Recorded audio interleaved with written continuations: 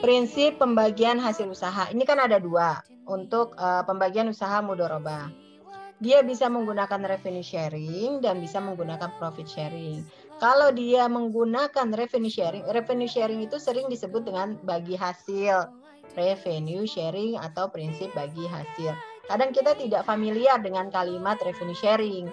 Nah, maka yang dimaksud dengan revenue sharing itu adalah prinsip bagi hasil. Nah, prinsip bagi hasil ini berdasarkan laba bruto atau laba kotor yang belum dikurangi oleh beban-beban dan pajak. Nah, dari situlah kita membagi keuntungannya kalau revenue sharing. Nah, sedangkan dalam prinsip bagi laba atau dasar pembagian labanya atau profit sharing, bagi laba itu profit sharing.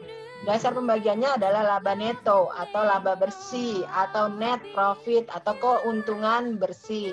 Profit ini keuntungan bersih, yaitu laba bruto yang tadi di sini laba bruto yang dikurangi beban atau dikurangi juga pajak. Pokoknya profit sharing itu benar-benar laba bersih. Kalau ada pajak kurangi dulu dengan pajak, baru hasil akhirnya itu merupakan laba bersih.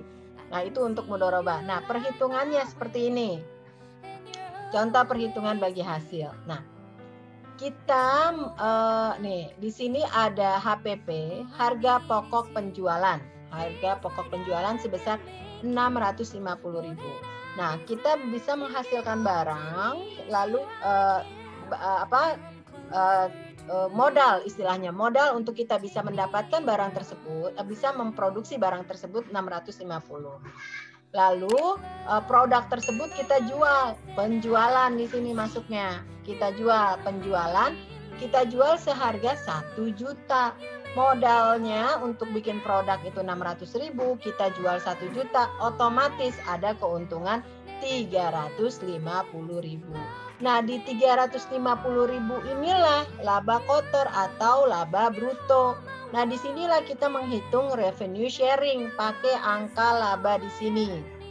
Nah, sedangkan ada biaya-biaya yang kita keluarkan untuk bisa menghasilkan produk ini. Biaya-biayanya apa saja? Bisa biaya listrik, biaya gaji karyawan, biaya sewa gedung, biaya sewa kendaraan atau apalah.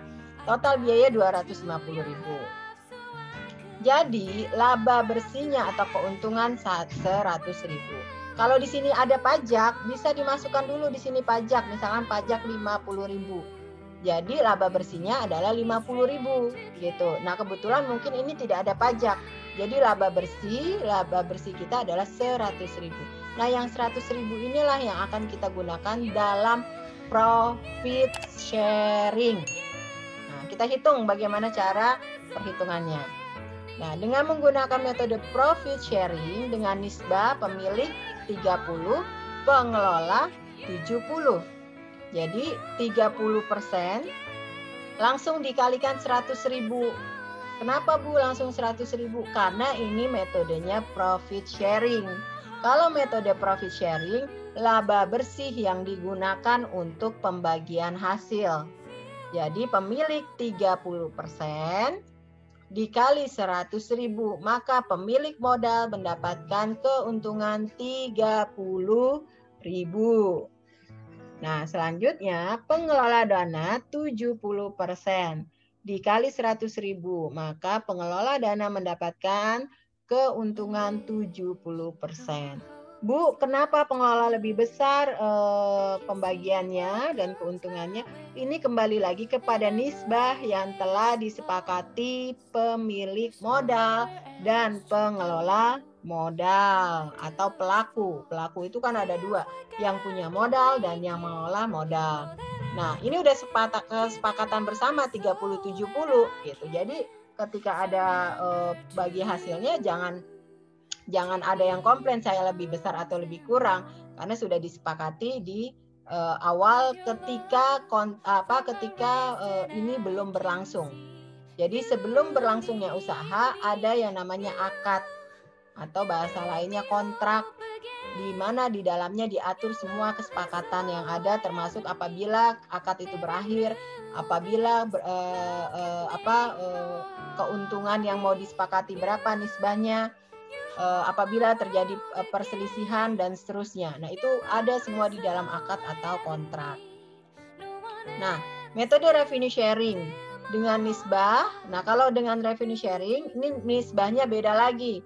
Kalau revenue sharing pakai nisbah 10 untuk pemilik, pengelola itu 90. Bu, kenapa lebih besar ini? Ya, kembali lagi ini kesepakatan antara kedua belah pihak gitu. Nah, pemilik 10% dikali 350.000. Kenapa 350.000? Karena laba kotornya adalah 350.000. Jadi, kalau revenue sharing atau bagi hasil, dia menggunakan laba kotor sebelum beban-beban. Jadi, pembagian keuntungannya berdasarkan laba kotor seperti ini, 350.000. 10% dikali 350.000 sama dengan 35.000 untuk pemilik modal. Lalu untuk pengelola 90% dikali 350.000, pengelola dapat 315.000. Gitu. Ya. Nah, ini perhitungan untuk bagi hasil dengan menggunakan profit sharing dan menggunakan revenue sharing gitu. Oke, jelas? Jelas, Bu. Oke. Ya, ada lagi? Yang 10/90 sama 30/70 itu kesepakatan kan ya, Bu ya? Iya, kesepakatan. Kesepakatan yang tadi antara pelaku kan, tadi kan kita punya sebelumnya udah ada definisi kan, pelaku itu ada dua, yang punya modal, yang mengelola modal kalau dalam mudharabah gitu ya. Jadi ini disepakati semua di awal atau di kontrak sebelum terjadinya kerjasama. Ya tidak akan ada kerjasama kalau tidak ada kesepakatan yang disepakati bersama. Ya nggak mungkin dong tiba-tiba jalan aja, udah jalan aja dulu, yang penting kita jalan, nggak bisa seperti itu. Harus ada kontrak atau hitam di atas putih, berapa pembagiannya, berapa keuntungannya, bagaimana nanti ketika ada ini dan itu dan seterusnya, itu semua diatur dalam kontrak atau akad. Berarti Bu, intinya revenue sharing itu pembagian pas di gross profit kan, yang 10/90%. Terus untuk profit sharing itu pembagiannya benar-benar dari net profit setelah EBITDA, pajak, amortisasi, dan lain sebagainya kan? Ya. Gitu. Nah, untuk misalkan kalau untuk yang pembagian kayak 37% itu kan hasil kerja sama kita dengan investor. Maksudnya hasil kesepakatan. Kesepakatan. Kalau misalkan 20%, 80% juga nggak jadi masalah kan? Ya nggak jadi masalah, mau 50-50 juga kalau kedua-duanya sepakat, fine aja. Oke. Kan unsurnya adalah kesepakatan. Kalau dia ikhlas, dia sepakat, dia mau, ya silakan dilanjutkan. Kalau tidak sepakat kan tidak mungkin ada akad yang akan berlangsung gitu. Siap, Bu. Terus untuk kalau misalkan yang kayak ada penjelasan tadi, misalkan kita dengan investor itu kontraknya 1 tahun atau 2 tahun gitu. Kalau misalkan kontraknya selamanya bisa, Bu? Ya kan ada masa berakhirnya. Kan tadi masa berakhir akad itu kan ada ketika orangnya meninggal, ketika orangnya hilang akal. Kan ada, nggak mungkin selamanya.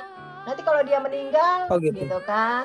Atau mungkin nanti diatur di kesepakatan ketika pemilik modal meninggal, mungkin ahli waris, atau ketika dia hilang akal, kan ada kan penjelasan sebelumnya kontrak ini akan berakhir jika gitu.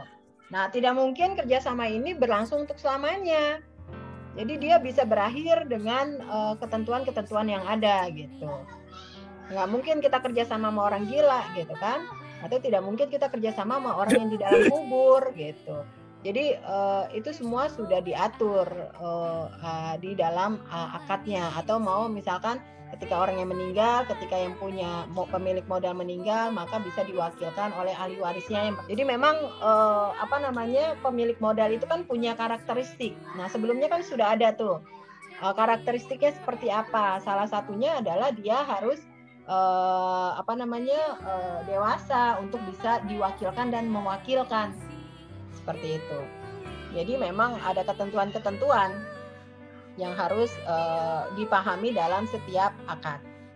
Nah, yang ini yang saya jelaskan masih kategori akad mudharabah. Nah, nanti yang musyarakah beda lagi, yang ijaro beda lagi. Seperti itu. Ya. Nah, untuk pencatatan akuntansinya, konsepnya adalah konsep yang untuk bisa mencatat dengan benar, nah, kalian harus pahami konsep itu yang saya sudah sampaikan. 5 konsep dalam menjurnal dengan benar. Jadi harus dipahami aset bertambah di mana, berkurang di mana, dan seterusnya. Oke?